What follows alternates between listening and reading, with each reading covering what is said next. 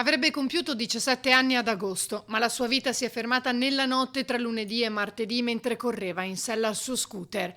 Alessandro Spagno è morto a Sottomarina tra Viale Mediterraneo e via Francesco Morosini all'altezza del Bar Dollaro. Era circa mezzanotte quando è avvenuto lo scontro. Secondo una prima ricostruzione, il ragazzo stava attraversando sulle strisce pedonali in sella al motorino, quando sarebbe stato travolto in pieno da un Fiat Doblò guidato da un uomo del posto che non ha potuto evitare l'impatto.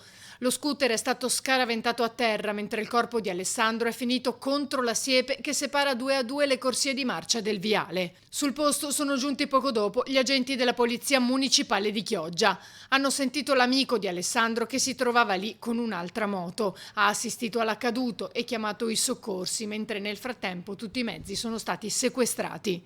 Le più sentite condoglianze alla famiglia da parte del sindaco Armelao, che in un comunicato stampa ha evidenziato la volontà di chiedere al prefetto l'autorizzazione di installare autovelox in viale Mediterraneo, Borgo San Giovanni e lungomare Adriatico, dopo che a maggio è stata anche presentata una delibera riguardante proprio il completamento della messa in sicurezza della zona.